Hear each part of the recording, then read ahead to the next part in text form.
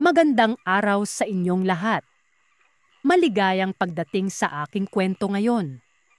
Abangan ang mga kakaibang pangyayari na magpapakilabot sa inyo. Bikadas Denpa, Manhuyod Negros. Tawaging maramong po ako sa pangalan Jojo.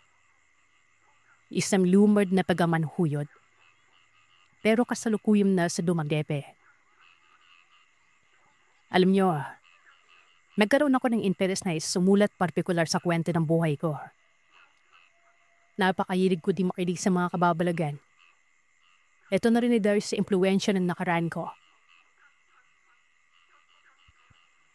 Ako kasi ay nakaranas ng kababalagan, pero hindi basta-basta kababalaban niya.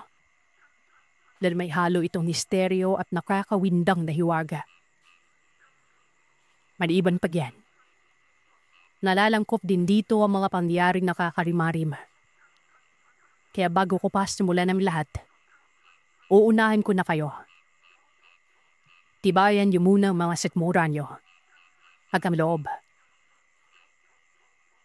Ang mga pangalang bandit ko sa kwentong ito ay mga ginamit ko lamang na pangalan pero ang lugar po, ito mismo yung pinangyarihan.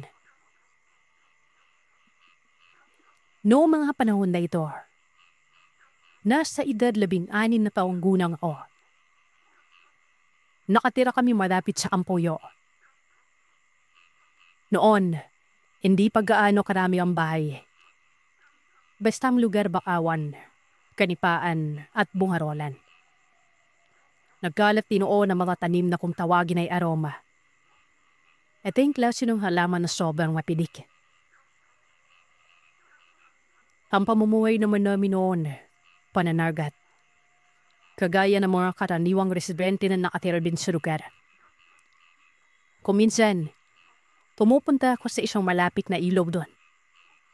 Bukana na itirang dagat at nanghuhuli ako ng alimano. Namumuha din ng mga habibe. Yung mga pwedeng itinda ginagawa ko. Para kahit pa may makatulong ako sa mga magulang ko. Ang mga kapatid ko kasi maliliit pa noon at sa hirap ng buhay namin, hindi ako nakapagtapos ng elementarya. Katunayan, ang pinasulat ko sa kwento ko ngayon ay ang apo kong babae. Sa awa ng Diyos kahit nasa mapait na kapalaran ako noon, maging maginhawa naman ang buhay ko sa kasalukuyan. Dala na rin ito ng sikap at pagpupursiging magkaroon ng magandang buhay. Dapat pumupustit ako doon sa Iro Brenda. May nakakasabayan ako doong matandang lalaki. Kasama nito ang 2 bata na sa tingin ko, mga apo niya. Maliliit pa, babae at lalaki ito. At sa murang edad na yan ay tumutulong sa matanda ang mga yon. Bale, panunuyod naman sa Bakawan ang dinadawa nila. Ito yung kulambu na may kapig na pag-iisang dipa. Ang makukuha dito ay yung maliliit na hipon at maliliit na isda. Siguro ay yan lang ang alam nilang paraan para makapangalap na makakain sa ilog na yon. Halata naman dahil hindi yan tadamin. Tingin ko ay padabukid ang mga ito. Oo, mahirap kami. Hindi magandang kasuotan. Pero may kukumpara mo talaga ang padabukid sa tadabayan dahil sa tingin pa lang. May barang baon kasi basket na dawa sa kawayan. Hindi ito yung tipikal mo makikita na padabawan sa amin. Ako noon, dinadaalan ko rin naman. Tinitingnan ko yung matanda at inikindapan naman ako. Tuwing Yunes, Huwebes at Linggo sila naroroon. Sakto din na ito nung araw na lagi akong pumupuslit sa lugar. Habang tumatagal, unti-unti kami nagkakaroon ng ugnayan ng matanda. Ang palalan pa rin ito ay Mang Nonong, habang ang mga apo naman, sina Eda at Bon. Makukulit ang mga bata nito. Paano ba naman kasi? Minsan ay pinagkakatuwar na ko. Sumusunod mo ito sa akin. Tapos sigaw ng maibutas sa mano ng alimango. Ako naman noon ay dali-daling lalapit sa kanila. Yes, butas ng alalasan na meron. Yung maliliit na kagang. Siguro sa mga taga-Negros ay alam nila mga tinutukoy ko. Hindi ko alam kung ano ang tawag sa mga ito sa Tagalog. Tapos minsan pa, hinahagisan ako ng bato. Siyempre liblib yun kaya matatakot talaga ako. Tapos makikita ko na lamang ang banawa na nagtatakbuhan. Sinisita naman ikaw ni Mang Nonong. Napapatawan na lamang ako nun. Hanggang sa isang linggo ata noon ay hindi ko sila nasilayan. Hindi naman ako nagtaka. Baka may pinagkakaabanan ang mga ito. Pero umabot na yun ng isang buwan. Kaya yun, parang hindi na maganda. Hindi ko man sila ganun kakilala pero may nararamdaman akong kakaiba. Nagsimula ako magtanong-tanong noon. Doon lang din sa lugar. Sa mga taong nakakakita sa kanila palagi. Ang sabi, hindi din nila nasisilayan. Pero may napagkulan ako noon ng detalye. Namatay umano ang isang apo nito kaya hindi na pumustit sa lugar. Sabi ko na nga ba, talagang may hindi magandang nangyayari. Wika ko sa sarili ko na. Nagtanong ako kung saan ba nakatira yung maglolo. Ang sabi naman noong tao, sa bukid daw ng Bandolinaw. Nakita niyo kasi ang mga ito doon ng mga piyesta lugar. Malaman niyong namatay ang apo. Ito na rin ay dahil sa kaning asawa na tagaran. Nilibing lang daw ang apo malapit sa bahay ni Mang Nonong. Nakakaawa umano. Walang kamag-anak at hindi may anumang dahilan sa pagkamatay ng bata. Nagsimula ako noong magkaroon ng malakas na kuryosidad. Para bang gusto kong puntahan ng maglolo. Hindi ko alam kung bakit, pero parang may nag-uudyok sa akin. Siguro, dahil ito sa presensya nila na madalas kong nakikita nun. Maliban pa yan, napakabuti din ni Mang Nonong sa akin. Komedyante ito at hindi nakakabalot kausap. Inbang, lahat ng sinasabi, may punto, pero dinadaan sa komedya. Siya lang din ang maituturing kong isang kaibigan. Hindi kasi ako noon barkadista. Puro na lamang trabaho at pagtulong sa magulang ang inaatupag. Natatandaan ko pa noon, araw na linggo at tumabay yan. Dahil si Tatay David noon ay hindi lumawat. Habang ang nanay ko naman, ito ang araw kung kailan niya pinatahi ang mga lambat ng tatay. Napili ko noong puntahan si Mang Nonong. Gusto kong kamustahin siya. Nagpaalam ako sa mga magulang ko. Ayan, pinayagan naman ako pero ang sabi ay wag daw ako magpagabi. Wala namang problema yan sa mga magulang ko basta nasa bahay lamang si tatay. Kapag araw kasi ng paglawat, sumasabay si nanay. Bale, silang dalawa ang nagtutulungan. Walang maiiwan sa mga kapatid ko. Pwede naman akong umalis sa ibang araw pero saglit na.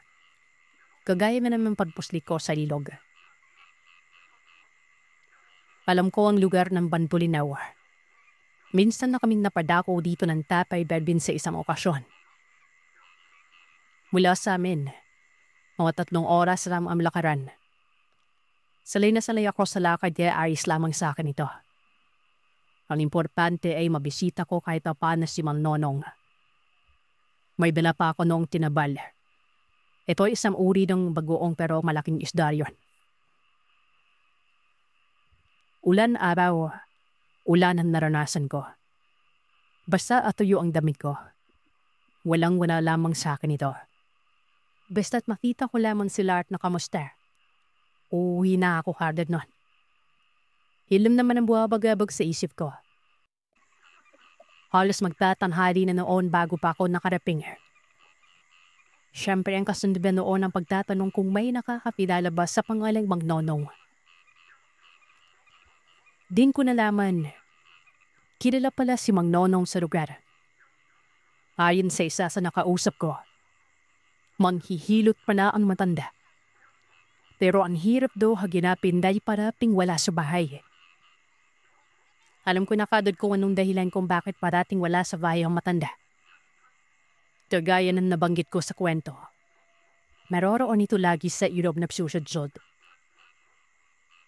Tinuro ng taong yan kung saan banda ang bahay. Ang sabi pa nito, magpapahirot daw ba ako? This Mang Nonong umano ay parang hindi pa nakakaahon sa paghihinagpis. Sabi ko naman na hindi. Dagdag ko pa'y BBC pa lamang ako. Nasa baba ang bahay ng matanda. Bari ang kinaroroonan ko noon ay nasa magkakasunod na bahay at nasa ibabaw ito ng bundok. Nagpasalamat lamang ako tapos umalis na.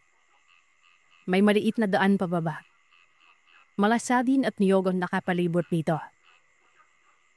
May panitan nilang mga nawaan. Mga puno itong napaka-partikular sa lugar na yon. Ewan ko nang kung may lawaan pa ngayon. Ang bahay ni Mang Nonong ay nakikita ko na. Maliit lamang ito at nasa tabi ng isang maliit na bapis. Medyo masukal kaya hindi gaanong malaki ang espasyo. Dadagko nakipas si Mang Nonong na para bang alam nito na may darating. Kinakawayan ko siya pero hindi siya gumabanpe. Hanggang sa makarapin ako sa baba. Nakita ko ang apo niya lalaki, si Bon. Kumakain ito ng nilagang saging at naroon banda sa gilid ng bahay. Nakapula na. Magandang tanghali po. Ay teka, umaga pa pala. Ito, may dala po ako para sa inyo. Pasensya na ito lang po yung mayroon sa bahay. Mga huling isda ni tatay na inasinan. Numiti naman ng matanda sa sinabi ko. Nagtanong ito kung ano at sino ba ang pinunta ko sa lugar. Tulad po namang sinabi na siyang pinunta ko. Dahil nga sa marinig ko ang nangyari nun. Isabing dahilan ay hindi ko na siya nakita pa doon sa may ilog. Tumangulang ang matanda. Pumasok ito ng bahay para ihatid ng tinabali. Pagkalabas ay may bitbit ng bangkito. Naupo ako noon sa gilid ng bahay. Si Bon naman noon ay inutusan mag-idib ng tubig para daw mapainom ako. Nakikiramay po ako Mang Nonong. Kamusta na po kayo? Ito, nagpapahinga muna. Baka sa susunod na linggo pa ako makakababa. Inaantay ko pa ang 40 dias sa pagtamatay ng apo. Hayaan mo. Manchikipa naman tayo. Huli ka ni Mang Nonong. At nakita ko sa kanyang mga mata ang padnirid ng mga luha. Tumalikod pa nga ito at parang naiiya nun. Kumirot ang puso ko. Dama ko lang sakit na mararamdaman ng matanda nun. Nagtanong ako kung ano ba ang ikinamatay pero hindi nagsalita si Mang Nonong. Nagbuntong hininga ito. Lablakad patungo sa isang puno at sumandargan. Yung lungkot na nakikita ko sa kanyang mukha ay para bang may halong galit. Kapansin-pansin din sa panganyang pila ng gigigil. Lumapit ako sa kanya. Manhingi ako ng pasensya gawa ng nagtanong ako na pira ba hindi maganda. Sinabi ko pang hindi ko na dapat binanggit pa. Pero sabi niya, aris na. Doon Sir Sam, may sinabi siya sa akin kung ano man daw ang maririnig ko sa kanya. Sa akin na lamang daw yan. Wala siyang ibang taong sasabihan nito maliban sa akin. Tila ba lumakas ang kuryosidad ko nun. Napakaseryoso na mukha ni Mang Nonong. Daban pa ako. Hahanapin ko sila. Papatayin ko at pira-pirasuin ko ang katawan. Huwi ka ni Mang Nonong. Lawindang ako sa unang binandip niya sa akin. Kung hindi ako nagkakamali, patungkol na ito sa patamatay ng kanyang apo. At kung hindi din ako nagkakamali, pinapay ito at may sala rin nun. Tila ba himbilan yun nag-iisa dahil sa tono ng pananalika ng matanda. Parang marami. Aminin kong kinirabutan ako noon pero mas kinirabutan ako sa mga sumunod na salaysay ni Magnonong. Ayon dito, pinapay umano ang kanyang apong babae ng mga pinatawad na aswang. Mabuti na lamang at nakatakas si Juan. Dahil kung hindi pa ay galawang apo niya na ang nawala. Naabutan niyo na lamang ang lalaking apo. Nasa ibabaw ito. Nakamukbok sa isang bato at tulog.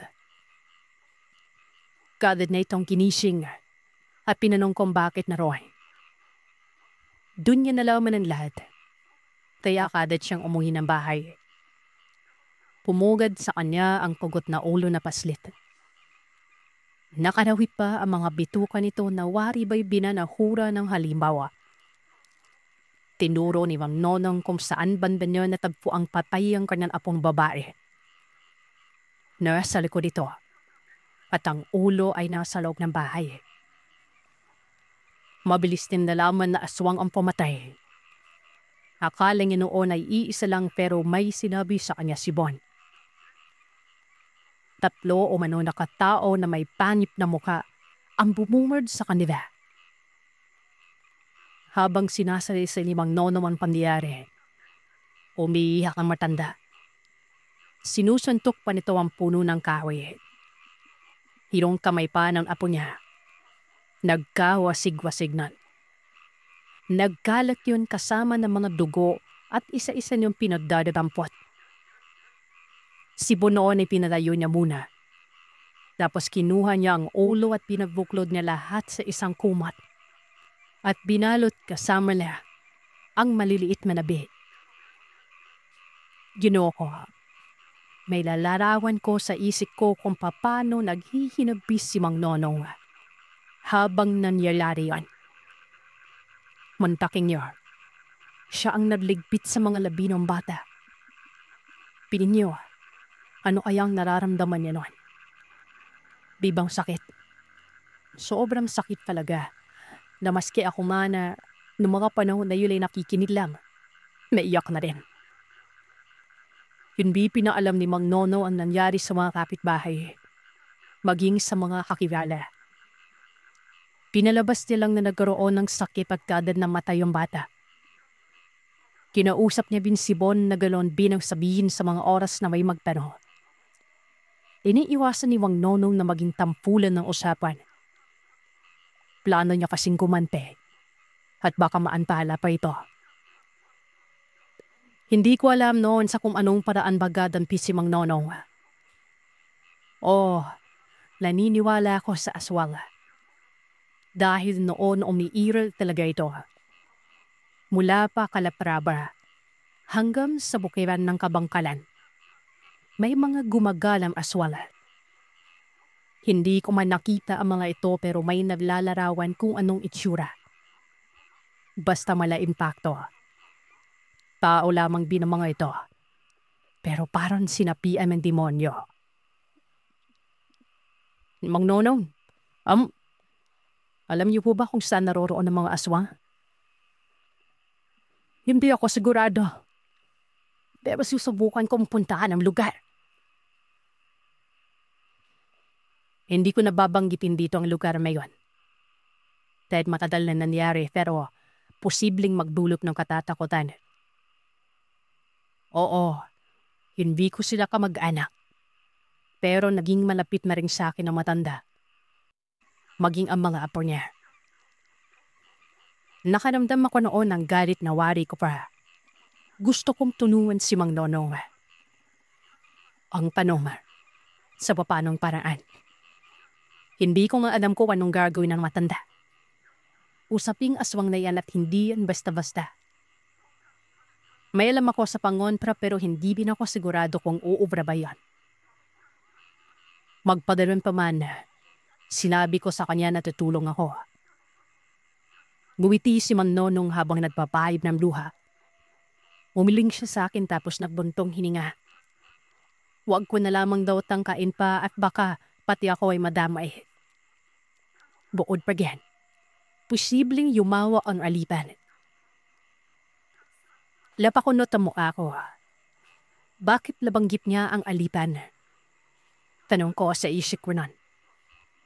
Kung ganoon pala, ay kaaway ng matanda ang nasabi mga aswal. Hindi pa man ako nagtatanong noon pero sinabi niya sa akin na, Dati pa ang alipan namin. May pasyente ako noon. Ang totoo, manggagamot ako. At matapos na magkaroon ng engkwentro sa aswang ay tumigil ako. Pinili ko na lamang ang manghilot. Dumating kasi ipong 2 bata. Maliliit pa mga ipon na iniwan sa akin. Si Bon, hindi pa nga yan nakakapaglakad eh. Iniwan sila sa akin ng anak ko. Pero hindi na bumalik pa. Hindi ko alam kung nasaan na siya. Pinasan ko ang responsibilidad. Hanggang sa napalaki ko. Pero ito, hindi ko inaasahan na babalikan ako ng aswal. Dapat hindi ako umalis. At kung umalis man ako ay dapat sinama ko ang 2. Dagdag pa niya. Pinantay na kasangtay ng kumpare.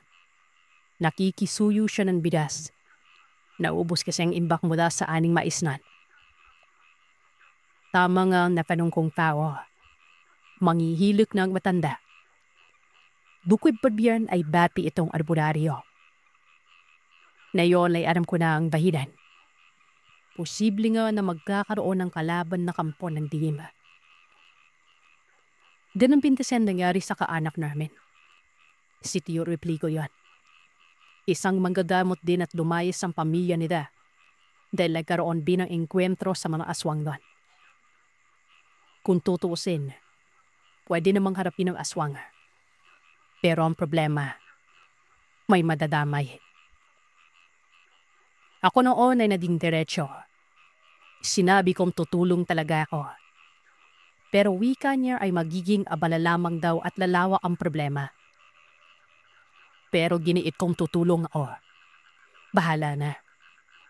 Wala na akong pakinon. Gusto kong sumukol na rin. Ewan ko ba? Basta ang tapang ko noon. Huwag na, Jojo. Magagalit din ang mga magulang mo. Ipagpalabay na lamang na makakatulong ka pero hindi ko kailangan noon. Isa pa, ang pagtulong mo. Kapahamakan mo nang yan at ng pamilya mo. Uuwi ako na bahay, Mang Nonom. Sasabihan ko si tatay sa nangyari. Siguro maiintindihan niya ako. Ang tatay ko may kaalaman din. Huwag ka mag-alala na, Mang Nonong. Uwi ka ako. Totoo din ang mga sinabi ko noon. May karunungan ng tatay David. Gaya ng sabi ko ay may kaanak kaming albularyo. Dapat bahay nga rin namin yun. At isiding mananaw that. At hindi imposible na mai-impluensyan kami sa karunungan noon. Kahit hindi biyasa pero may mga pangontra. Lahat naman ata ng mga mananadat sa amin noon may alam. Gabi madalas maglaot kaya may mga dala talagang pangontra. Ang tatay ko nga, may nakaipit na babae sa kapigil. Tapos walis tingting sa luwang ng bangka na hindi pa nagagamit sa lupa. Ngayon ang tanong, walang karunungan o meron? Diba? Hindi may pagkakaila. Ikaw ang bahala. Total, uubusin ko naman din sila. At kapag nangyari yun ay posibleng hindi lalawak ang problema. Yun ay kapag nagtagumpay at kailangan yung mangyari sa madalian. Bukas, pupuntahan kita sa inyo. Mungkahin ng matanda. Tumangulang ako. Napakadesidido ko ng mga panahon na yon. Nag-usap pa kami ni Mang Nonong. Katunayan ay doon ako nakapananghalian. Hapon na ako nang umuwi. Nang makarating naman ako sa bahay ay kaagad kong kinausap si tatay. Naroon ito sa bakawan. Sinasampay ang lambat at halatang inihahanda ito sa panibagong paglawat. Kamuntikan ko na makalimutan. Ang bahay pala namin ay maliit lang. Karaniwang tahanan na makikita malapit sa dagat. Gawa sa kahoy na may bubong. Ang bubong nito ay nipa. Ang silid ay nakaangat ng bahagya sa lupa. Habang ang sala namin ay yung mismong lupa na. Ganun lang kasimple na kung ikukumpara ko ngayon ang kalagayan namin noon, masasabi kong sobrang layo. Hindi ako bumungad kay Nanay Aurora. Gawa ng alam kong hindi ito maniniwala sa akin. Doon ako dumiretso kay tatay. Siyempre given na yun napapagalitan niya ako. Pero pinaintindi ko sa kanyang lahat. Hanggang sa nagtanong si Tatay David, sa sino ba umano ang tutulungan ko? Ang sabi ko naman sa kanya, ang matandang nakilala ko sa ilog, si Mang Nonong. Alam niyo bang naging reaksyon ng tatay man? Napatakip ng bibig ito. Si Mang Nonong umano ang tumulong sa akin dati. Paslit pa lamang ako. Nahulog kasi ako noon sa pagatpat. Ito yung bakaw. Nabali ang kamay ko. At dahil wala kaming pera noon para magpadoktor, lumapit si tatay kay Mang Nonong at doon ay hinilot ako. Wala umanong hiningi itong kapalit. Sobrang bait umano ng matanda. Sa lahat ng nakilala niyang albularyo, yun lang ang hindi tumatanggap ng pera. Makikita naman daw sa kalagayan nito sa buhay, naging sapat na ang makakain at makatulog. Nagulat ako nun. Siyempre, sino ba namang mag-aakala na si Mang Nonong pala ay naging bahagi na ng buhay namin minsan. Naalala ko na nagpahilot nga ako nun. Ang problema noon ay hindi ko kilalang matanda. Bilang patunay nga yung mga kamay ko ay hindi pantay. Ang kanan kong kamay ay singkaw ito baluktot.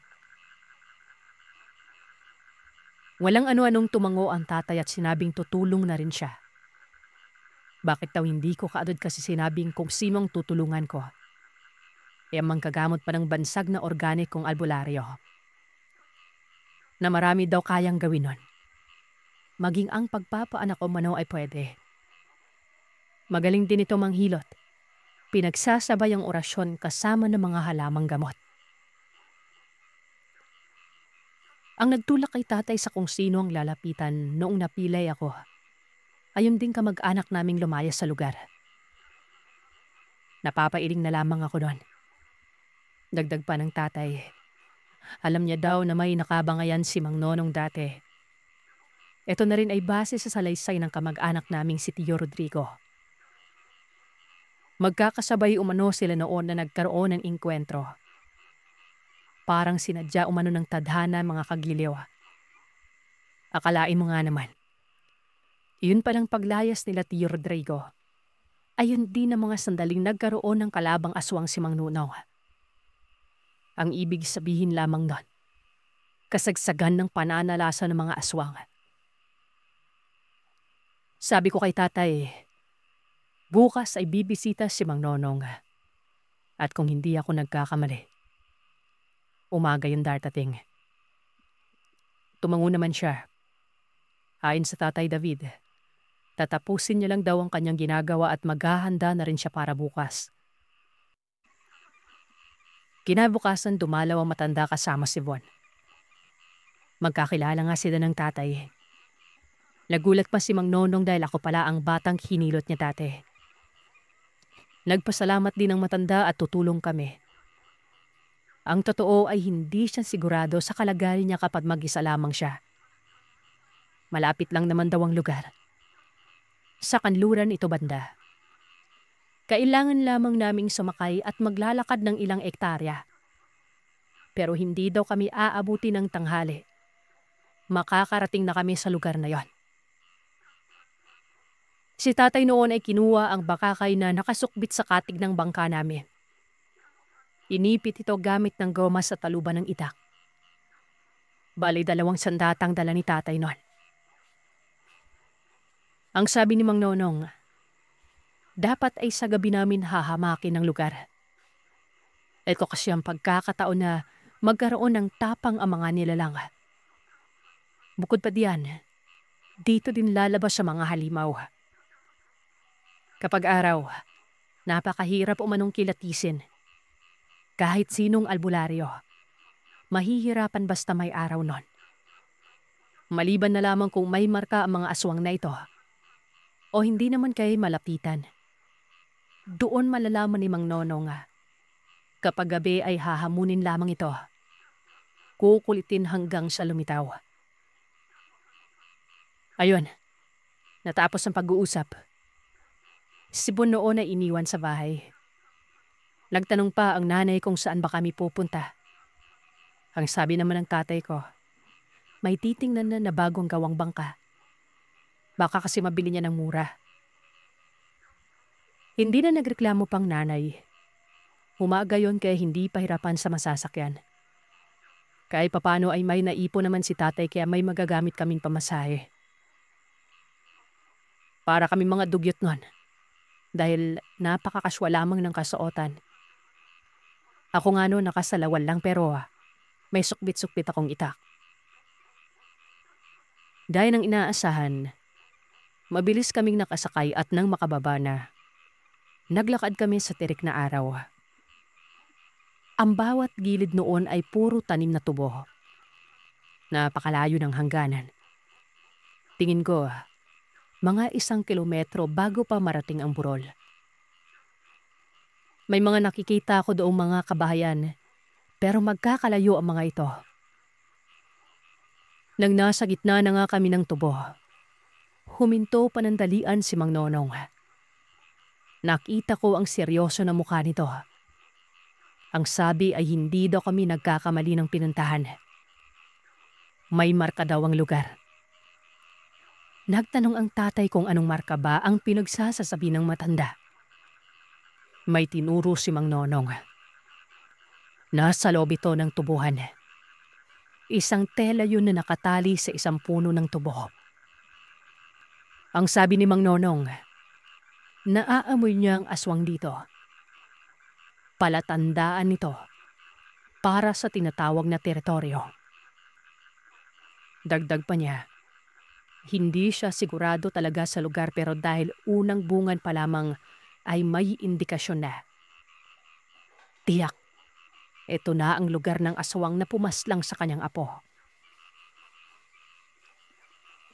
Sa kabilang dako, tagaroon ng pasyente ko. Akalain mo nga namang malapit lang pala dito ang tirahan ng aswang. Sabi ko na nga ba, noon pa man ay may hinala na ako. Pero sa ibang direksyon yon. Pero sa dinaanan natin ngayon, dito pala natin sila matatagpuan. Wika ni Mang Nonong. Kinuha pa nito ang tela na nakatali doon sa tubo. Napakabaho. Para bang amoy kilikili na halong nabubulok ng kung anong hayop. Basta, nakakasulasok sa ilong. Akala ko'y itatapon lang ni Mang Nonong pagkatapos makuha ito pero hindi. Bagkos ay nilagay na ito sa supot at binala. Hindi ko namang gagawin doon. Basta, nakikita ko sa kinikilos ni Mang Nonong na waribay nang gigigil ito. Ang higpit ng pagkakalok nito sa tanuban. Nang makaraping kami sa burol, sadlip to ning huminto at nakiramdam. Nakatingin lamang ako noon kay Mang Nonong. Si Tatay David naman, nakikita kong parang balisa. Ilang sadlip lang ay sinabi ni Mang Nonong na maghanap daw kami ng lugar ng pagpapahingan. Aantayin namin gawa ng pagsapit ng gabi. Sumunod kami sa kanya. Habang nangyayari yon ay nagtanong ang tatay kung aling ba sa nakikipi naming bahay nakapira ang dinadawa. Ang sabi naman ng matanda, nasa paligid yaw. Hindi nga matukoy ang bahay. Ang importante ay nasa lugar na daw kami at hindi na kailangang magpakahirap pa. Sa tono ng pananalita ni Mang Nono, nawala ang pagkabagaba ko sa ayer. Para bang kaya naman talaga niya ang malaswang. Tadiwas ko sa inaasahan ko. Napakakampanpi nga kasi noon. Nakahanap kami ng masisilungan noon. Maliit na puno ng manggayon. At doon pumuslitat ng pahinga. Ang alo ko pa pati si Mang Nonong noon ay magpapainabin pero may kung anong mga ginagawa ito na parabang hindi normal. Naglalo ka dito ng pabalik-balik tapos ay dakot ng dakot sa lupa. Sabay-sabay sa paligid. Ilang saglit lang ay may kinuwarto sa kanyang maliit na sisiblan. Nilagay ito sa paligid ng puno yan. Siguro, mga 3 bipa ang layo mula sa pinaroroonan namin ng tatay. Para bang nagtatanim ng kung anong buto. Gawa ng kinakailating ang lupa nun. Yung tela naman ay nilagay niya sa unahan. Nilapag lamang niya sa lupa yon. Ang posturan ng lugar ay para maging marino sa inyo ay ganito. Magkakaslod naman gayon sa gilid ng burol. Ang harapan naman ko na kung malawak na tubuhan. May konting espasyo pero may mga talahid na panapanaka. Nagtanong ako sa tatay kung ano bang ginagawa ni Mang Nonong. Ako po ito tinanong mo wala naman akong alam dyan. Malay ko ba? Pero may kutob ako May pinagandaan niya matanda. Tugon ng tatay. Ninamastan ko lang si Mang Nonong. Basta ang tadan yun natapos sa ginagawa. Tapos ay kumuha ito ng tangkay at gumuhit doon sa lupa. Paikot din sa puno. Malaking bilog at nadlabay pa ng 4 na batong buhay. Pagsukat ang hugis base sa pinablagyan nito. At doon palang nagpahina ang matanda. Gusto ko sana siyang tanungin kaso napakaseryoso na mukha niya. Halata ba ang lanin ng iniisip nun? Kaya yun, hinayaan ko na lang. Bagot na bagot ako doon. Ipagparaday na lamang natin na nagpahinga nga kami pero buong maghapong yon. Ayaw naman kaming palabasin ni Mang Nonong sa isinagawa ng birog. Basta doon nambin kami sa loob hanggang sa dabinan. Naiisip kong nasa katinuan pa kaya itong si Mang Nonong. Di ba parang iba na? Daron tatay ko'y sumunod naman kaya walang naging reaksyon ito. Hanggang sa nagtakip sirim na ramang na. Napakasakit na ng bewang ko. Maging ang mga pa ako noon namamanhid na. Diro mo, nakaupo lamang ako. Ginagaya ko ang tatay. Natatayo lamang kapag iihi na. Wala nga kaming kain-kain nun. Mariban na lamang sa pag-inom ng tubig. Mabuti na lamang at nalagyan ko ng sapat na naman ang tiyan ko sa umaga. Dahil kung hindi, siguradong bibigay na ako. Lagsiga si Mang Nonong. Akala ko pa, gadatuman niya ng marami para may tanilaw pagsapit ng gabi. Kaso, mga maliliit na pangkalinan yon na nilagyan niya ng kung ano. Napakabaho na maihahalin tulad mo yung amoy sa isang goma. Pagsapit ng 6:00, hinasa ni Mang Nonong ang kanyang idak. Naghudyap ito kay tatay na lumapit sa kanya. Nag-usap silang dalawa. Ako noon ay hinayaan ko lang pero matapos nilang makapag-usap. Tumango ang tatay at nakita kong kinikis-kis nito ang itak sa kanyang panuban. Doon, nagtanong na ako kung ano ba ang ginagawa nila. Ang sabi naman ni Mang Nonong, pinapalapit niya na umano ang mga aswang. Sabi ko pa, doon pala ang paghahamon sa mga ito. Pagkiskis lamang ng itak.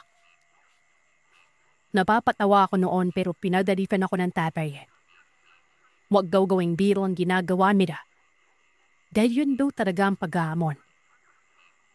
Bagin siya nga umano kapag nasa lawat at may napapansin siyang tila dumadagit-dagit sa kanya mula sa himpapawid. Tinikis-kis niya ang itak para bumaba ang gilalaw. Hinahamon niya ito para magpakita.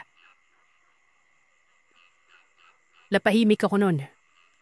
Ang ginawa ko, dinaya ko na rin ang takay.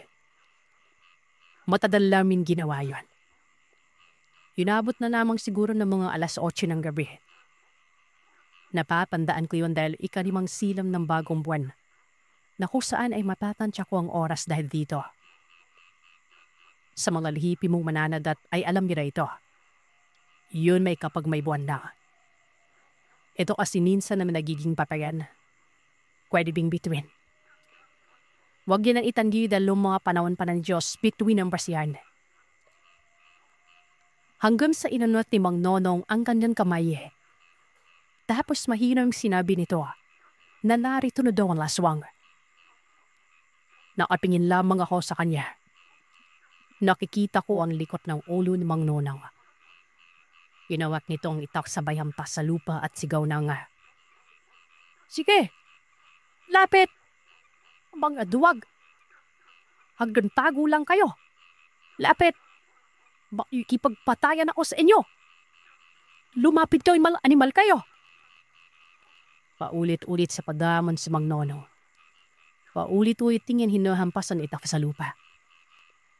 Ang tatay ko noon ay nakadipa na at kitang-kita kung naghahanda na rito sa anumang mangyari. Ako naman noon, akala ko ay may dala akong sapat na tapang. Pero nabahag ako bibila. Lalo na nung marinig ko ang tunog ng malaking bupiki sa iba't ibang direksyon. Nakakatakot yon. Basta yung tinig mayroon. Para bang nasa likod lamang ng tenga ko. Hinataw ko pa nga ng ipak ang likuran ko doon. Sa inaakaran na sa likod lamang ang aswang. Pero wala. Habang si Mang Nonong naman ay kinaduduro ang iba't ibang direksyon na para bang nasa malayo pa ang mga ito. Pero bakit ang lapit ng pinig mayon? Si Patay, lagmangkayo na sa akin na wag akong lalayo sa kanya. At wag na wag akong lalabas sa bilog. Nasabi sa kanya ni Mang Nonong na yun daw na bilog ay isang patibo. Hirang sadlip pa, para bang may dumaan na kung ano sa may tubuan. Nakita ang paggalaw ng mga dahon nito. Nawari ay may tumamang malakas na hangin. Doon lang din banda sa harapan namin yon. Pero hindi ko dama ang hangin. Napamura ako nan. Aswangang nasa paligid. Yung tunog ng butike. Halong tunog biik na ito. Tapos ay may hunod din ng manok na wari bari galing sa paninipdog at putak ng putak yun. Mas numiit ang pagtalalaki ko ng Sir Zeph. Nakakatakot talaga. Hindi ko pa lang nakikita ang mga aswang. Pero nailalarawan ko na ang napakabagsik na postura ng mga nito. Mga segundong na magitan. May nagpakitang tao. Nag-iisa lamang ito. Mula ito sa loob ng mga tubo. Nakahubad pang itaas yun. Tapos kalmado na blakad palapit sa amin. Pero ilang saglit lang ay huminto ito na para bang nagulat pa. Dumapa yung digla. Tapos may lumitaw pang dalawa. Nasa magkakaibang diretsyon nito. Gumagapang ang mga yon na para bang mga pusan na titikpik ng gaga. Tatalamayin kaluluwa ko nan. Kahit maliit lamang ang anlaw dulot ng siga ni Mang Nono. Pero bitalyado kong nakikita ang mukha nila. Yung naglalarong itsura nila sa diwa ko ay mas malala pa pala ito kesa sa personal nun. Gumapang gabi niyang isa, pero nasa labas lamang iko ng bilog. Si Mang Nonong noon ay napamura na lamang bidila. Natinugan umano ang patibongga. Tapos sinabi nito na magsihanda na daw kami. Mauutak umano ang mga aswang na yon. Si Catherine noon ay tumingin sa akin. Yung mamamata ay parang naghahabirin. Nakakaramdam na siguro ang tatay ng kamatayan. Siyempre ako nun ganun din. Pero anong magagawa ng pagtatakot, diba? Bumuntong himinga ko noon at para bang naging desperado na. Pinaga ko ng taga ang mga talayib sa barisabing. Wait, I'm here. Lumapit kayo. Habang nagbibitaw ako noon ng mabigat na salita. Unti-unti akong umaabante. Si tatay naman noon ay kumilos na. Sumasalita ako ng tining kay Mang Nonong. Nakikita kong doon ito patungo sa una na lumabas na aswang. Tapos nagsasari pa ang matanda.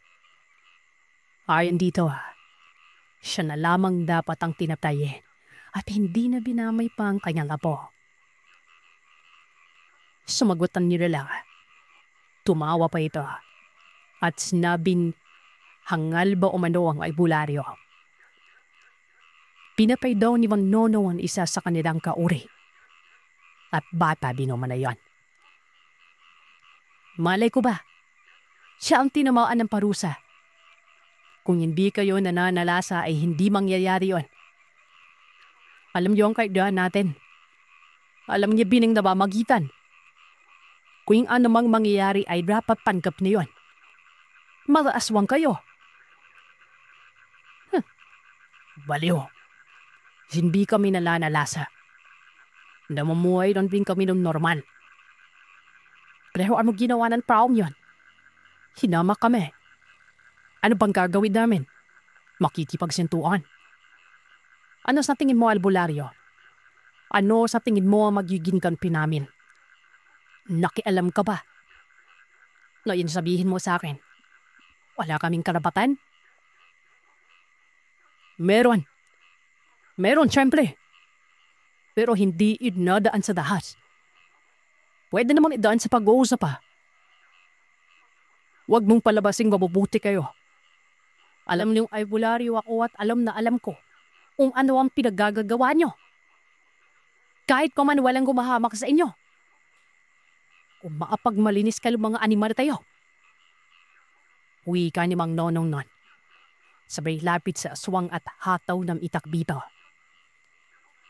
Napakabilis ng pangyayari. Hindi nakapaghanda ang nilanang na yon. Kaya pinamaan ito ng itak. Dahilan namang umumol ito at nagwawala doon sa palayban. Ang sabi ni Mang Nonong, wag daw kaming lalabas ng bilog. Hanggat maaari ay sa loob lamang kami. Siya na umano ang bahala sa mga aswang. Nagkatitidan kami ng tatay nun. Yung aswang naman na gumagapang sa likuran banda. Parang gusto pa nitong sumungga pero makikitang may kinaaasiwaan ito. Kung kaya noon ay imbis na sumugod ako, minabuti ko na lamang na manatili. Habang si tatay naman ay parang kating-kati na ito at gusto nang tulungan si Mang Nonong. Nasa labas na ng bilog si Mang Nonong. Patuloy sa pagtaga doon sa isang aswang. Kitang-kita ko na hindi na yung gumagalaw. Pero parang sinapian si Mang Nonong nun. Tinadtad ng tinadtad niya ito. At naging totoo ang banta ng matanda na pipira-pirasuin niya ang mga nilalang na yon. Nakita kong palapit ng palapit sa kanya yung isa. Hindi na mamalayan ni Mang Nonong yon. Mabuti na lang kaagad lumapit si tatay at tinaga ito ng itak. Wala na. Basag na ang paalala ni Mang Nonong. Lumabas na rin kasi ang tatay sa bilog. Hindi naman pwedeng wala akong gagawin. Kung kaya tinagilap ko yung isang aswang. Naroroon ito sa sagingan. Nagwawala at nagsisisigaw pa. Wari ba'y galit na galit habang nakikita ang mga kasama na pinagtataga ng itak nun. Lumapit ako doon. Abay, kung nakakaya ni tatay na mapatamaan ng itak ang isa, diba? makakaya ko din yon. Pero nang makalabas ako ng bilog, bigla namang nawala yung aswang na yon. Kung kaya hinagilap ko yon. At nang makarating ako sa kasagingan, ay bigla na lamang akong sinunggaban. Hindi ko namalayan yon. Akala ko ay maliit na nilalang lang. Napakalaki pala. Ewan ko ba kung bakit nagawa kong may harang ang ita kahit sobrang bilis nun.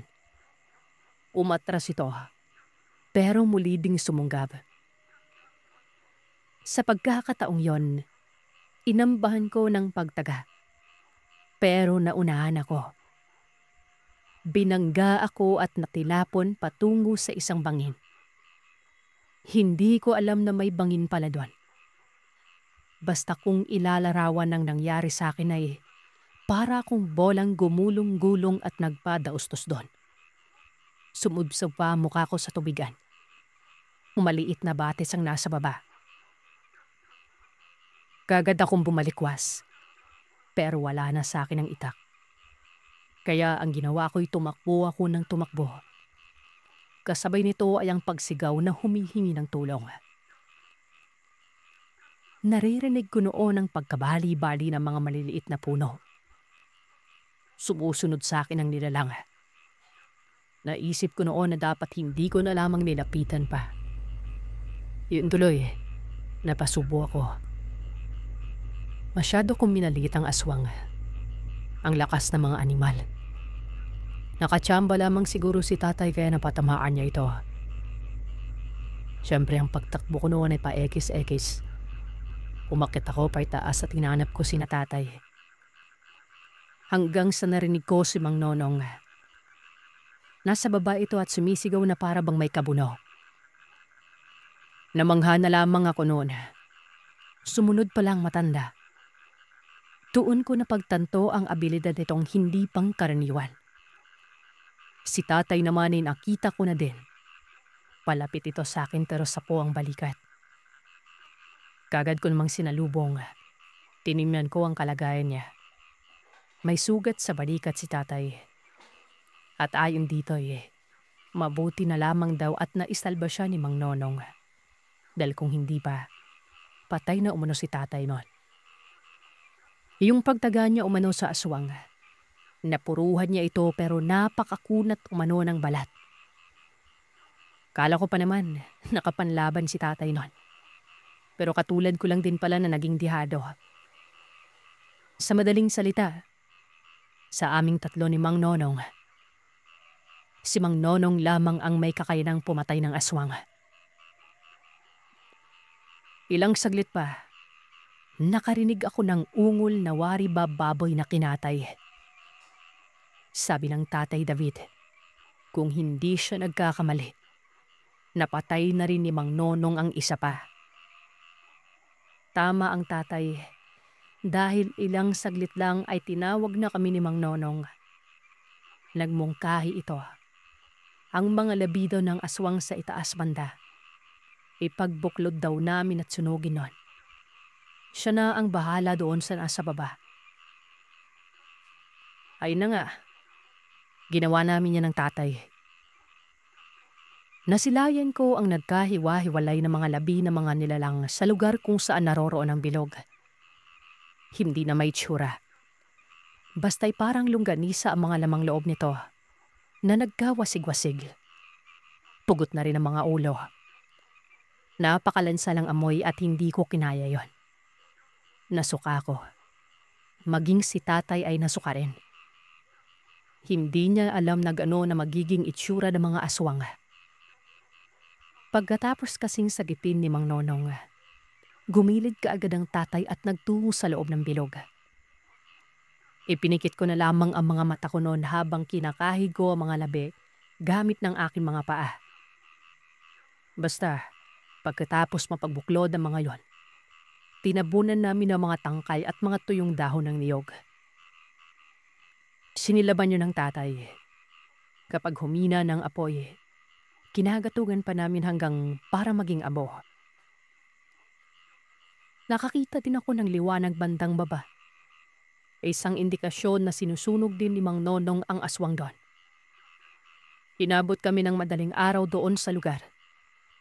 Nag-antay pa kasi kami at patuloy sa paghahamon ng aswang. Nagbabaka sakali na baka meron pang iba. Ang sabi ni Mang Nonong, may mga aswang pa pero wala nang nagtangka pang lumapit.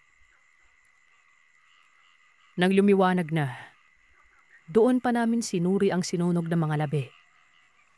Wala na. Maski buto, abo na. Iniwan na lamang namin yan doon. Basta, pagod na pagod ako at panay suka. Sa tuwing naaalala ko ang mga labi, hindi ko maiwasang masukanon. Si tatay nga noon, namumutla pa. Nang makarating kami sa bahay noon ay wala akong ganang kumain. Kahit hilab na hilab ang tiyan ko, hindi ko kayang malunok maski lugaw. Si Mang Nonong ay doon muna nanatili sa amin ng 1 linggo. Pinili niyang mangyari yon para alamin ang sitwasyon. Baka kasi may bigla na lang dumating na aswang. Pero wala na. Si Mang Nonong noon ay umuwi na pero araw-araw itong dumadalaw sa amin. Eko na rin ay para maipagpatuloy ang pagsubaybay sa lugar. Katagalan, tinayuan ng kamalig ni tatay si Mang Nonong. Gawa nang naaawa siya dito. Hanggang sa doon na nanatili sa amin ang matanda kasama ng kanyang apo. Naging kaakibat ni tatay si Mang Nonong sa pananagat. Ako naman noon ay bumalik na sa ulirat. Inbang balik na sa normal at nakakayanan ng indahin ng nakakadiring tagpo at nakakakilabot. Siguro, dahil sa pagpasok sa buhay namin ni Mang Nonong, doon nagsimula ang pag-unlad. Napakasikap kasi ng matanda. As in kapag umuwi sila ay maraming kuhang isda. Tapos si nanay noon yung tagatinda. Hanggang sa nakapag-ipon at nakabili ng mas malaking bangka noon. Pinag-aral ang mga kapatid ko, maging yung apo ni Mang Nonong. Naging lolo ko na si Mang Nonong. Bahagi na siya ng pamilya namin. Pero hindi na siya ng hilot pa. Hindi na rin siya bumalik sa pagiging albularyo. Kung may gagamutin man, kami lang at hindi nang iba. Hindi na ito nakikialam. Marahil nadala na ito sa pagiging diyasa. Ang kwento maririnig nyo ay hango sa totoong pangyayari. Karanasan ito ni Tupel. Dekada 80, sa Nabunaw, Panay. Ayon kay Tupel, sa taong nabanggit tumano ay matunog sa lugar nila ang mga nilalang na kung tawagin niya, mga aswala. Tama. At base sa mga naririnig niya noon, ang mga aswang umano na ito ay galing sa ibang lugar na napadako lang. Nangyaring nalaman ng mga tao na may gumagalaw na ay noong minsang magkaroon daw ng pampabagat. Mag-ina umano yon napapauwi galing sa Iloilo at ginabi ng uwi. Habang nalalakad sa gilid ng kalsada, bigla na lamang umano may lumabas sa kabiyang banda mula sa masukal na parte. Ang maginam ito ay wala lamang umano. Kaso, nang sipatin ang 2 tao, uwapo at tuwapa rito sa lupa. Imbang parang nakatuwad. At dahil nga hindi nakaila sa ina na ang ganitong klaseng kilos ay galing sa mga ganong nilalam. Kagad silang tumakbo ng mabilis nun. Hinabol o mag-ina at tamuntikan pang maabutan. Mabuti na lamang umano. May napadaan sa sakyan at pinamaan ito ng liwanag. Kung kaya't mabilis na lumayo at nablaho na lamang sa kakahuyan ang 2 nilalaw na yon. Hindi lang yun ang pambabagat, kung hindi maraming beses na itong nangyari. Sa kabutihang palad ay wala namang napabalita ang napatay. Dahil sa lahat ng pagkakataon yon, Pila ba sinadya ng tadhana na makaligtas sa mga tao? Ang lugar kung saan nagbabagat ang aswang. Malapit lamang ito sa lugar kung saan naroroon ang bahay nila Tofreni.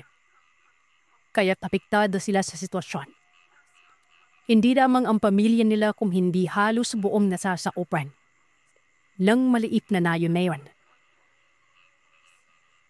Ang ipinagtataka ng karamihan ay lang mga gumagala ang tipira.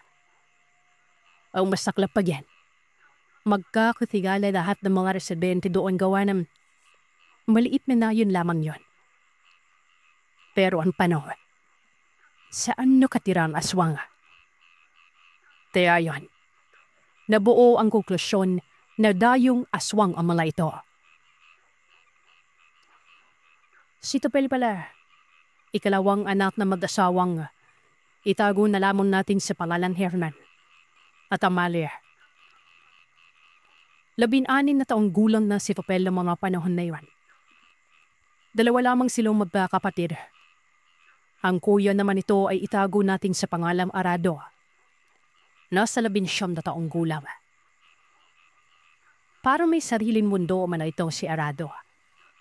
Napakatahimik at minsan lamang lumabas ng bahay. Ilang distansya mula sa kalsada ang kanilang bahay. Bali nasa liblib yan.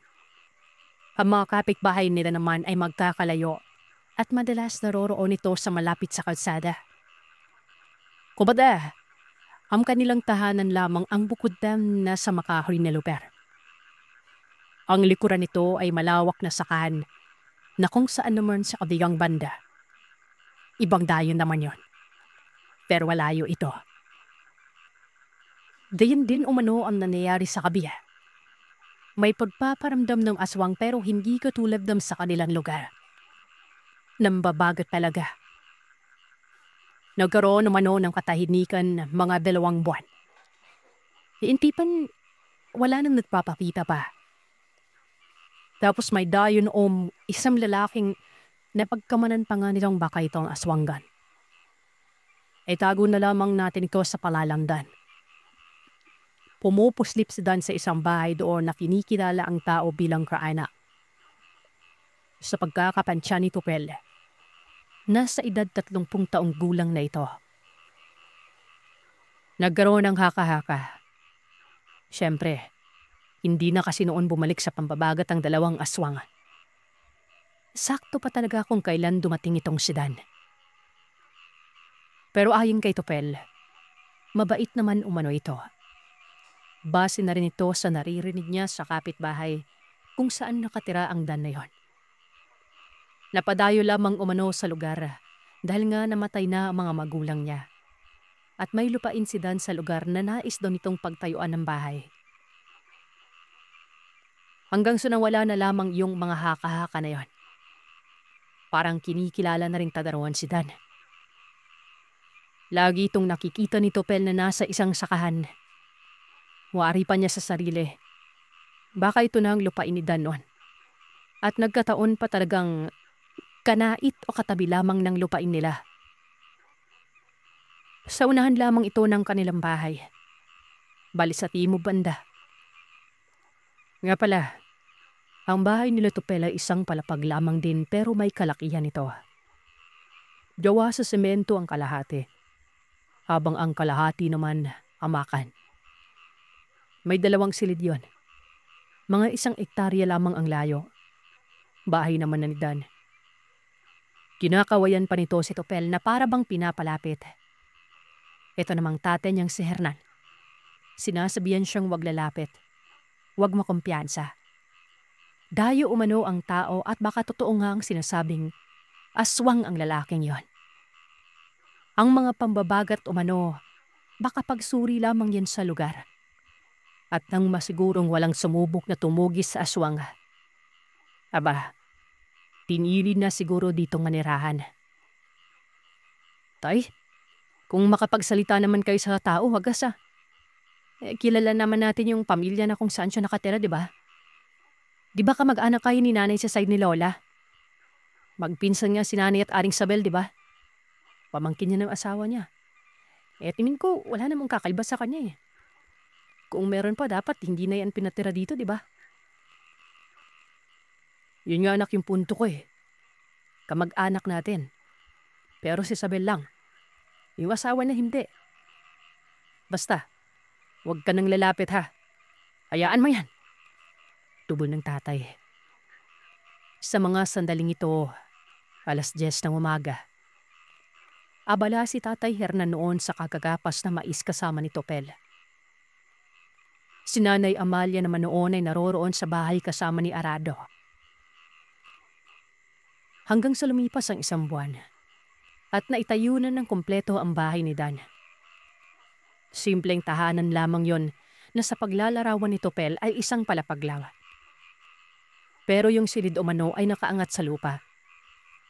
Bali yung baba nito, lupa lang ang ginawang sahig. Mahilig daw sa mga manok itong si Dan.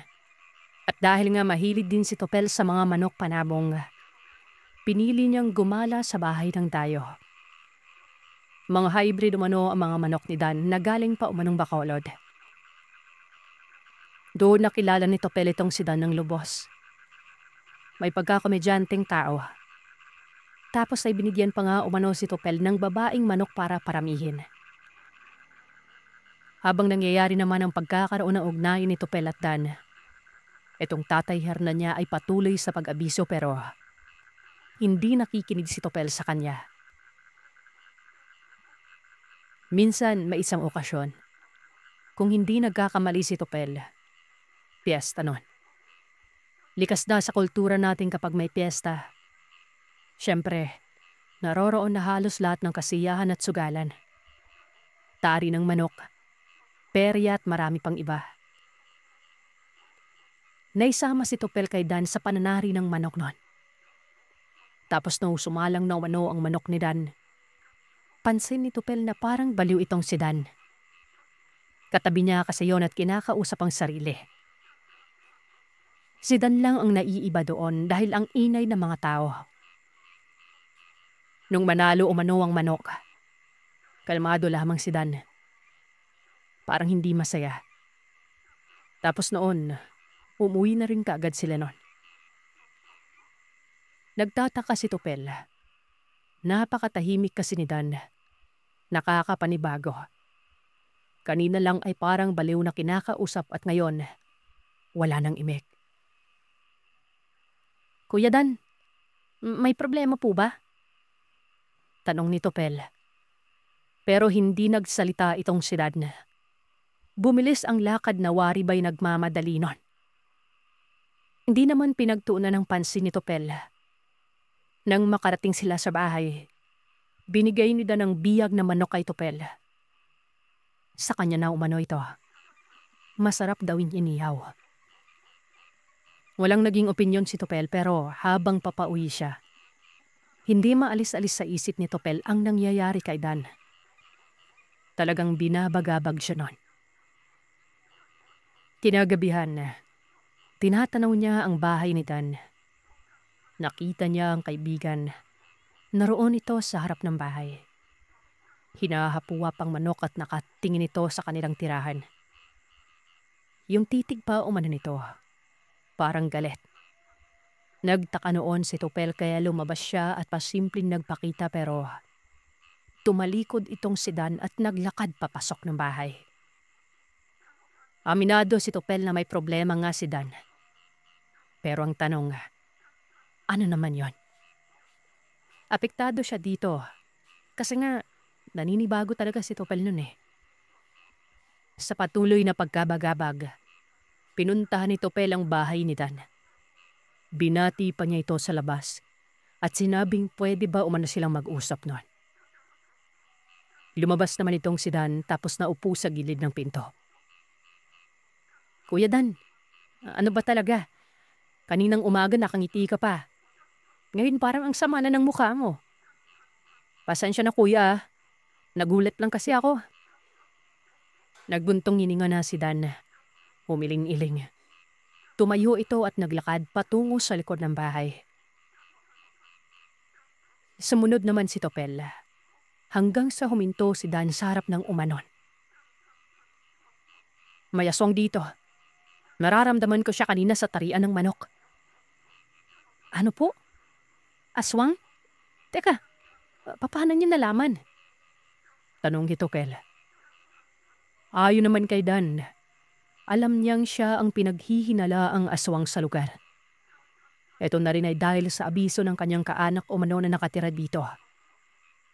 Yun na ang asawa na si Aling Sabel. Pero baliwala lamang sa kaniyon dahil hindi naman totoo. Aminado siyang alam niya ang sitwasyon sa lugar bago pa siya manirahan. Na may aswang umanong ng babagat nun. Kumpirmadong taga-riting aswang Kopel. Pero wag mo nang alamin kung paano ko nalaman. Hindi mo rin maiintindihan ng lahat. Pakisabi sa tatay mo. Mag-iingat siya. Po? Bakit po? May mangyari ba kay tatay? Naguguluhan po ako. Hindi ko kayo maintindihan. Basta, pakisabi sa tatay mo na mag-iingat siya. Sabihin mo galing sa akin yung abiso. Umuwi ka na. Litong-lito si Topel ng mga sandaling yon. Wari ba'y may malalim na hugot itong mga binitawang kataganidan na pala isipan sa kanyang diwa. Kukulitin niya na sana ang tao pero pinili niyang umuwi na lamang. Nang paparating na sa bahay, nakita niya ang tatay doon sa harap ng tahanan nila. Kagad niyang nilapitan ito at sinabi ang mga abiso ni Dan. Basta, yan lang po yung sabi niya. Mag-iingat daw po tayo. Naguguluhan ako, tay. May aswang daw kasi sa lugar natin at doon niya ito nakita sa tarian ng manok. Nararamdaman niya daw. Hindi ko makuha yung ibig sabihin niya eh. Teka tay, baka manghulayang si Dan ha. Baka po may mangyayari po sa inyo. Ano ka mo? Sabi na yan. Ano bang mayroon sa kanya? Sabi ko naman sa'yo na iwas-iwas sa mga tao yan eh. Mag-iinat pa daw ako. Alilan, ako yung bibiktimahin ng slabi na last one. Parang ganoon yung pagkakaintindi ko tay.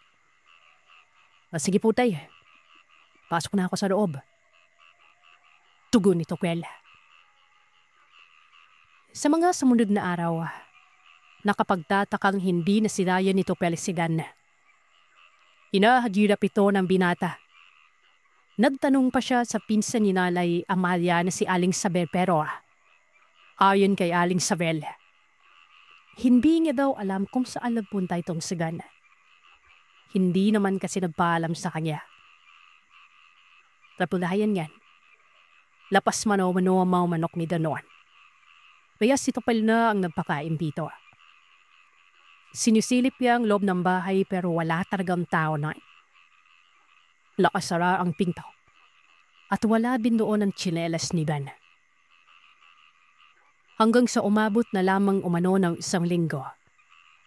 Nakita niya muli si Dan. Tado niyang pinantahan ang bahay nito.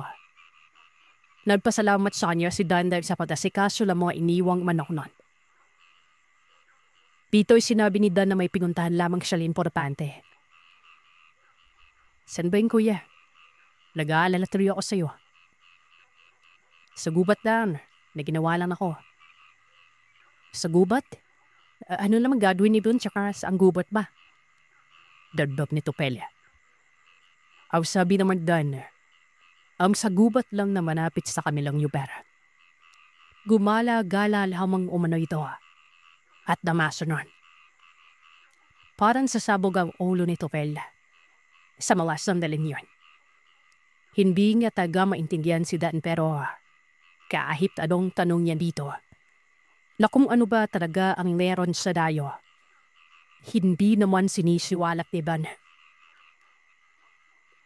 Hanggang sa isang hapon, napagutusan ito ng kanyang tatay na pumunta sa kabilang baryo.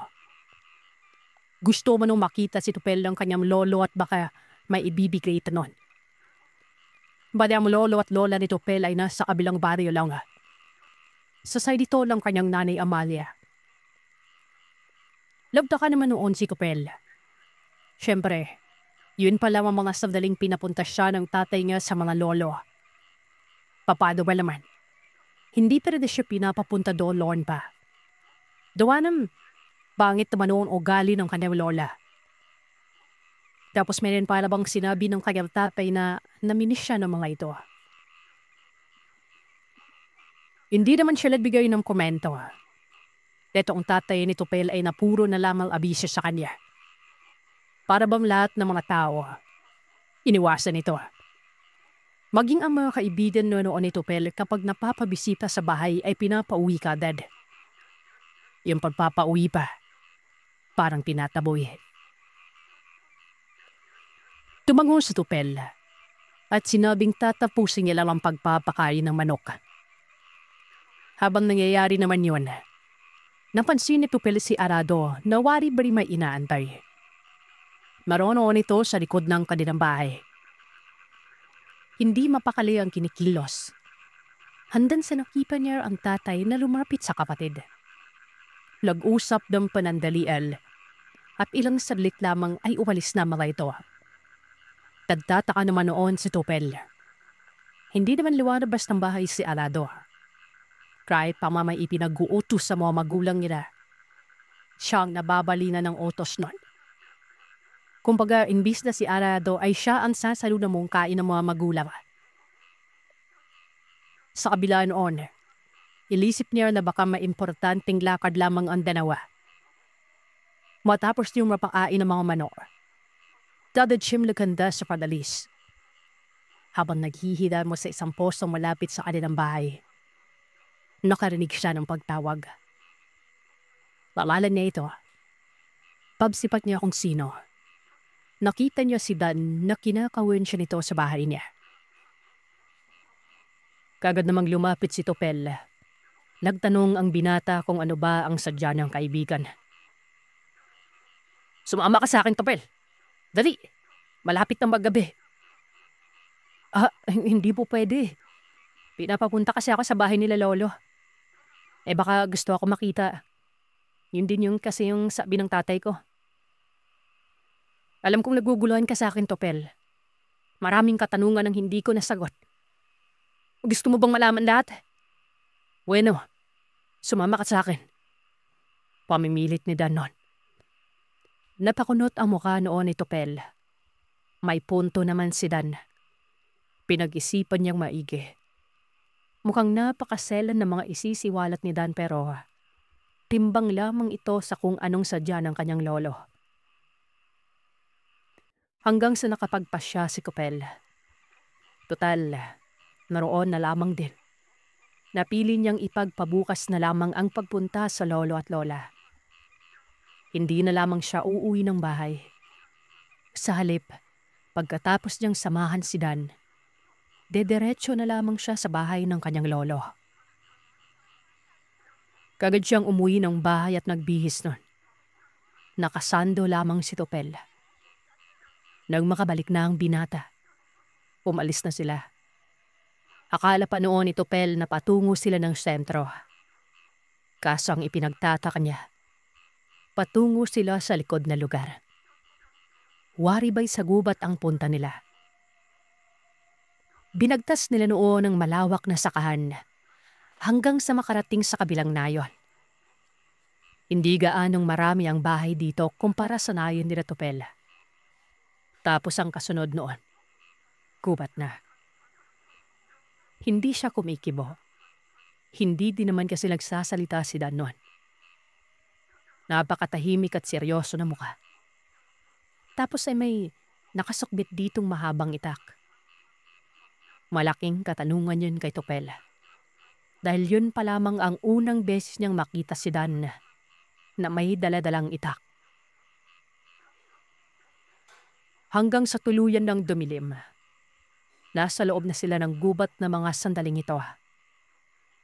Dito ay nagsalita si Dan. Ayon sa Rayo, sa kabilang parte daw ng gubat ay ibang lugar na at nasasakop na ito ng ibang lungsod. Sobrang layo na ng narating nila. Yun lamang ang narinig niya kay Dan at hindi na muling nagsalita pa. Hanggang sa nakarating na sila sa kabilang lungsod. Sakop na ito ng Kalinog. Talagang napakalayo na nun. Ang masaklap, nasa kanluran pa sila at sobrang liblib nun. Nakikita ni Topel ang mga maliliit na liwanag pero nasa baba ito. Dito na nagtanong si Topel kung ano ba ang gagawin nila sa lugar. Ang sabi ni Dan, mamaya na daw kapag nakarating na sila sa totoong sadya nito. Doon niya na ipapaliwanag ang lahat. Hindi pa pala tapos ang paglalakbay nila. At totoo nga yun. Bumaba pa sila. Pangpang yun at nakarating sila sa isang kalsada. Walang kabahay-bahay dito. Mga poste lang na magkakasunod pero ang ilan ay walang ilaw. Nagmistulang lutang si Topel nun. Paano ba naman kasi mangmang talaga siya sa kung anong ginagawa nila. Hanggang sa napansin niyang para bang sumimangot ang mukha ni Dan. Tapos ay panay sipat nito sa kanya. Kilabahan si Topel nun. Kaagad niyang naisip na baka may gagawin si Dan sa kanya.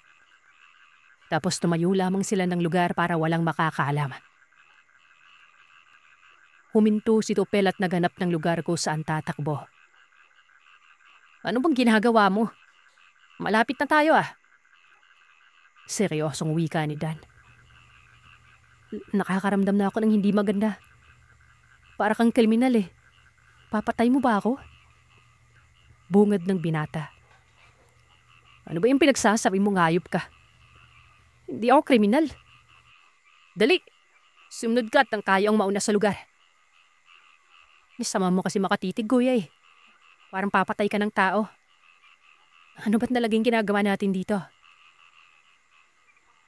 Dito na ipinaliwanag ni Dan na ang paglaho niya ng 1 linggo at pagmamatya gumano sa mga aswang. Inaalam niya kung saan ito madalas magpakita. Katunayan, kilala niya na ang mga ito. Natanong naman ni Topel kung sino-sino ang mga yon. Pero umiling si Dan at sinabi nitong mamaya na daw. Nagdadalawang isip si Topel na sumunod pa. Hanggang sa iniwan siya ni Dan sa lugar at nagwika ito ng, bahala ka dyan. Umuwi ka. Yan ay kung alam mo yung pauwi.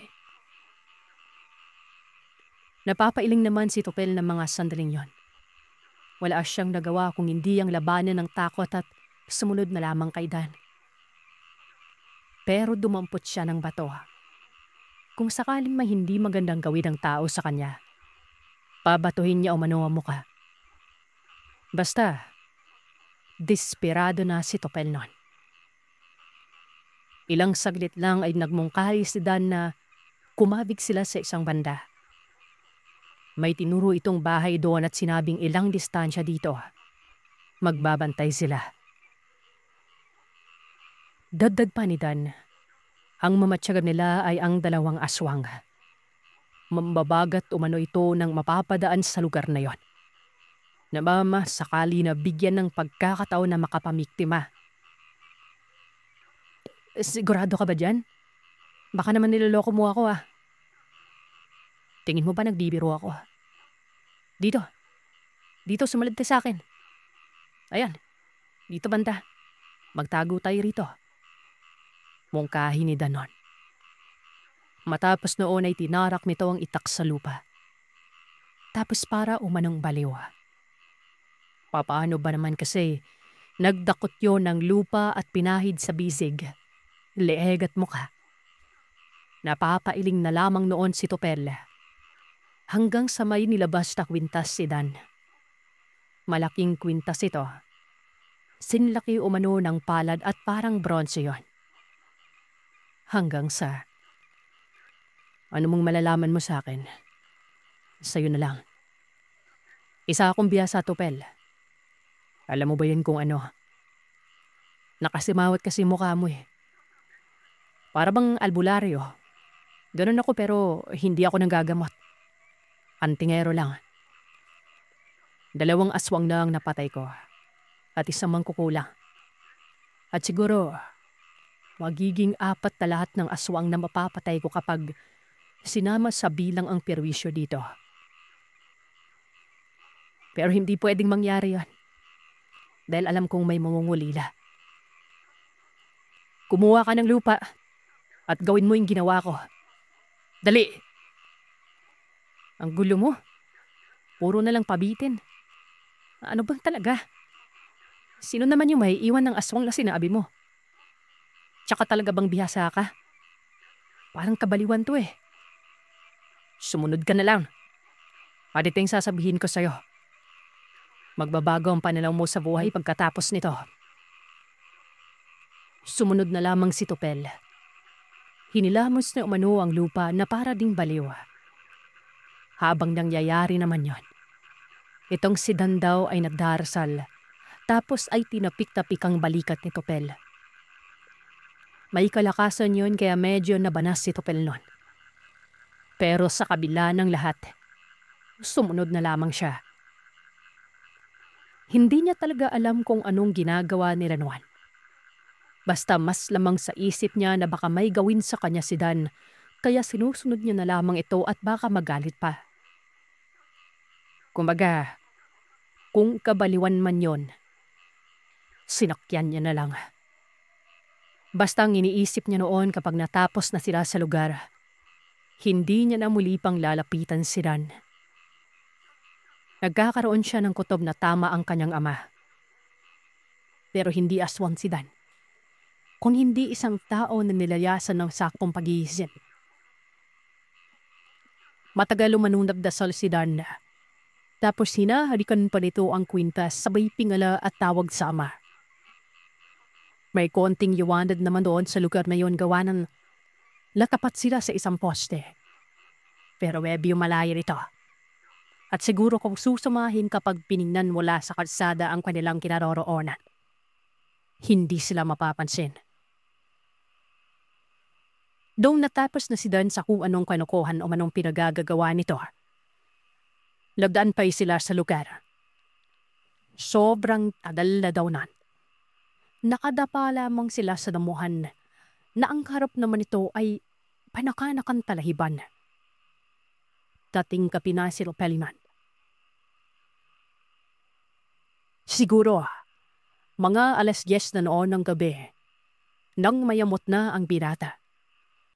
Doon na siya siyang umuwi. Bahalang daw mano. Basta hindi niya na nagugustuhan ang nangyayari doon. Tatayo sa si Tupel pero hinawakan naman ni Dan ng kanyang balikat. Mabiin yun na pirit siyang pinapadapa. Aw sabi pa ni Dan, huwag daw lilitaw dahil katulad nila. Naroroon na rin ang mga aswang. Nag-aantay lamang ng mabibiktima. Ang ipinagdadasal lamang ni Dan nun, salay walang mangyaring madugo. Napabitaw na ng mabigat na salita si Tupel hanggang sa nakarinig ang binata. Nang kakaiban une, para umano yung napakalaking butiki na umeeko pa sa lugar na yan. Siguro naman, naing ka palin nakarinig ng huni na benan. Tason yan. Nakikiramdam at ginagamit ang huni para siguraduhin hindi mabubulabog. Manapiri ka lang dyan. Marianan sila sa tabi-tabi. Hindi madali makita ang mga aswang Tupel. Ang ginawa ko kanina ay patago ang presensya natin. Na parang katulad nilang nagkukubli sa isang lugar. Hindi na lamang nagsalita si Tupel noon. Minabuti niyang manatili. Hanggang sa may sunigaw na lamang bigya. Lalapi ito. At nakita ni Tupel na nagtatatakbo sa may kalsada. Dito na sinabi ni Dan na lumabas at nang bagat na ang mga aswang na yan. Kada tumayo si Dan, dumaan nito sa anino ng poste hanggang sa nakaraping sa mismong poste at nagdagulan. Si Tupel naman noon ay tumayo na. Dan laki ang tanyang mga mata dahil may nakikita siyang maliliksing nilalang sa kabilang parte ng kalsada. Nasa dirimyo na aakalain mong mababangis na hayop. Sinusundo nito yung taong sumisigaw. Nagpapasuray-suray ito sa may kalsada at halatang lasing ito. Lumabas na ng tuluyan si Tupel. Simundan niya si Dan. Naroroon na ito sa kabilang parte ng kalsada.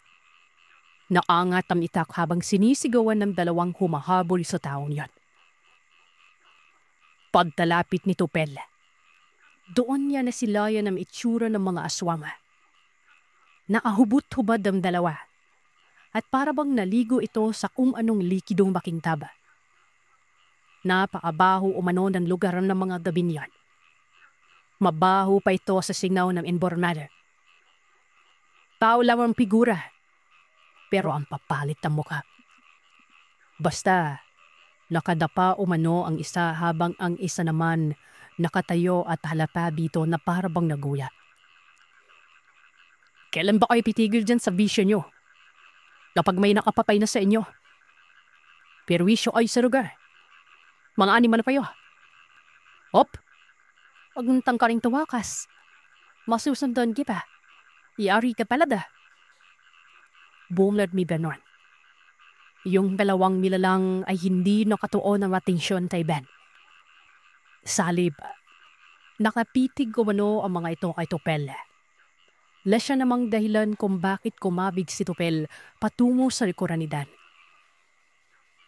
Ang sabi naman ni Dan nun, hindi makakapanakip ang mga aswang. Huwag daw matakot si Tupel. Hanggat naroroon siya ay walang mangyayari sa binata nun.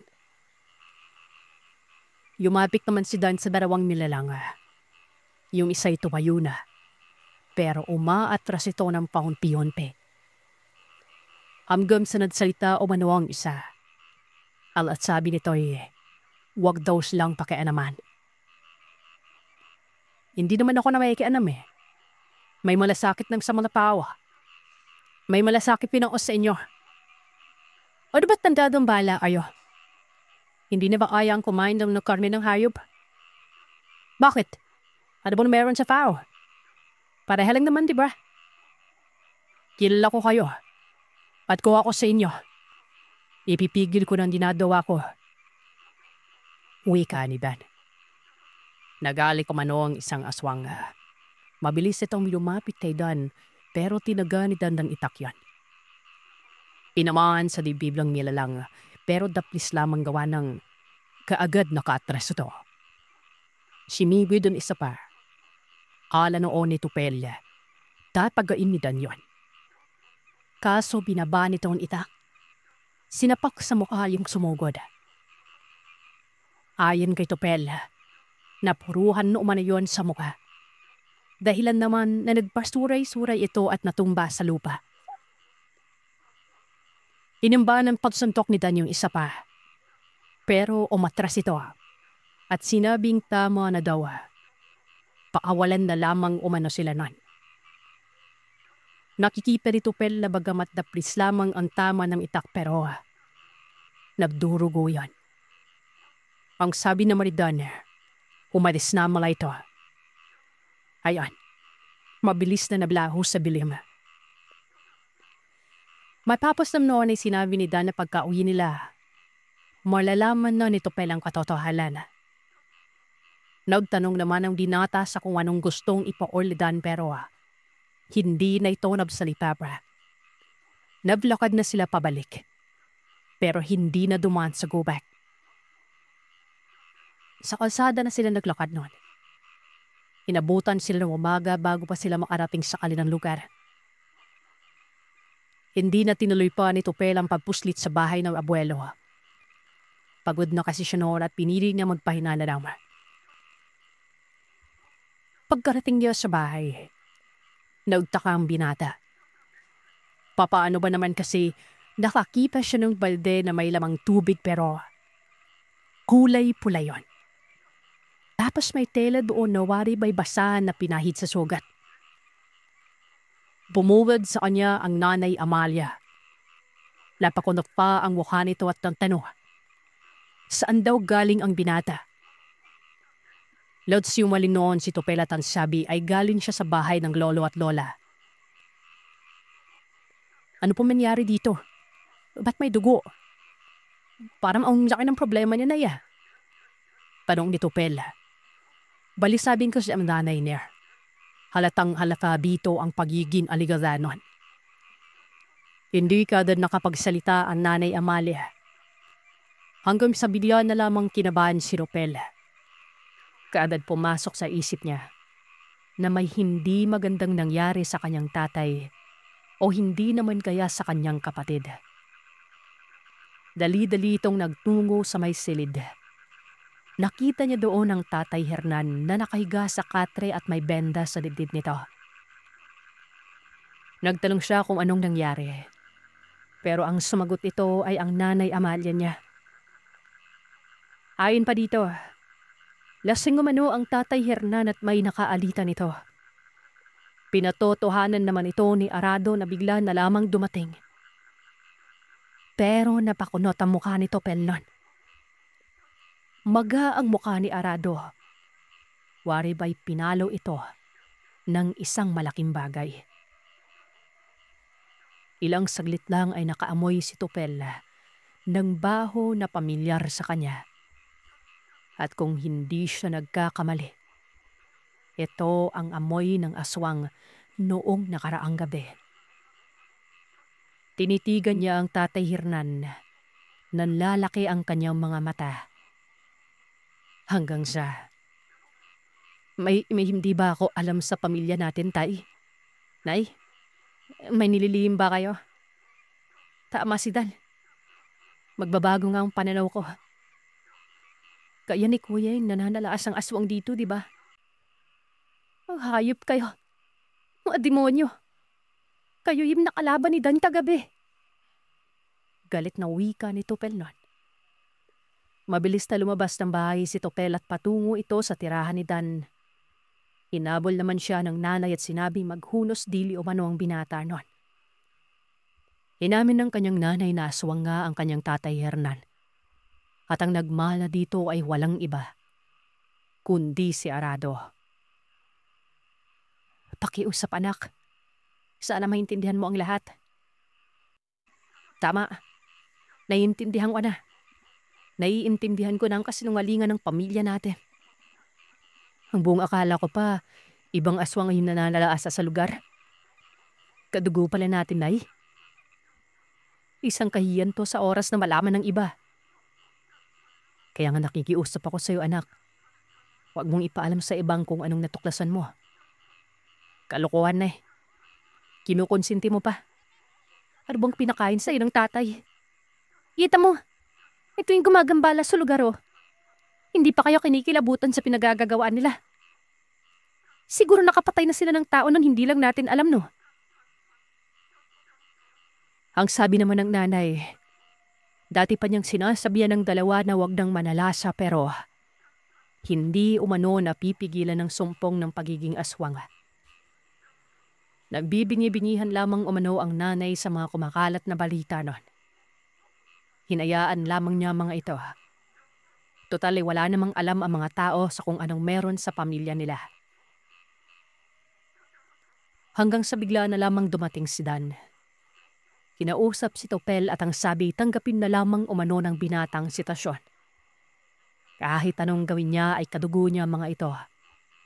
At siguro'y mahal na mahal ng nanay niya ang dalawang aswang kung kaya'y walang imikito sa nangyari. Wala makakaalam nitong iba man ang Amalia. Kami lang dalawa ni Tupel. Pero hindi dapat maulit yung ginagawa nila. Pwede namang hindi manalasa eh. Pwede namang hayop lang yung kainin kapag sinusumpong. Maraming aswang akong kakilala. Pero nagagawa naman nilang mamuhay ng tahimik. Kapag nangyari wali yung nangyari kagabi, ako na mismong papatay sa kanila. Bueno, narito naman ako at mababantayan ko ang lugar. Kapag may nangyari, wala akong ibang pagbibintangan. Hindi na lamang noon nakapagsalita si Tupel. Napaiyak na lamang ito at tinanggap ang katotohanan. Kaya pala sinabihan siya ni Dan na abisuan na mag-iingat ang kanyang tatay. Hindi pala dahil sa ito ang punteriya ng aswang. Kung hindi ito talagang aswang. At ang mag-iingat na kataga ay babala at baka mapatay sila ng mga tao. Sobrang laki ng pagbabago matapos nun. Wala na silang kibuan sa bahay. Si Tatay Hernan naman ay hindi na halos lumabas ng bahay. Hindi din makatitig ng diretsyo kay Tupel. Wari ba'y naiilang ito? Samantalang si Arado, lumikas. Hindi kinaya ang lahat. Sinampal ng kahihiyan. Si Dan noon ay gumawa ng paraan para manumbalik ang saya ng pamilya kahit papano. Parating bumibisita itong si Dan sa bahay nila. Inaaya pa ng inuman si Tatay Hernan. Hanggang sa naglaon ay naging magkaibigan ng dalawa. Si Topel naman noon ay nasanay na ring katagalan. Hindi naman na nananalasa ang tatay. Hanggang sa mga manok na lamang ito. Pero paminsan-minsan lamang yon. Nanumbalit ng sigla nito. Si Arado naman ay hindi na bumalik pa. Ayon sa narinig niya sa tatay, lumuwas muna ito ng Maynila. Nagpadala kasi ito ng sulat at may asawa na umano. At kagaya niya ay nagbagong buhay na rin. Si Dan ang dahilan kung bakit nabunyag ang katotohanan. Pero si Dan din ang dahilan kung bakit nanatiling lihim yon. Masasabi kong malaking tulong si Dan, hindi lang sa lugar, kung hindi sa pamilya nila Topel. Hindi biro ang paggubli sa katotohanan. Pero dahil na rin sa malasakit, nagawa ito ni Dan. Binago niya ang buhay ng pamilya. Ang dating baluktot, natuwid na. Sino ba namang mag-aakala na ang isang dayong na pagkamalang aswang, ito pala, ang re-resolba sa problema. At iyan ang kwento ng aswang para sa araw na ito. Salamat sa inyong pakikinig. Huwag kalimutang mag-iwan ng komento at sabihin sa akin kung ano ang inyong naisip. Hanggang sa susunod na kwento, matulog kayong mahimbing kung kaya ninyo.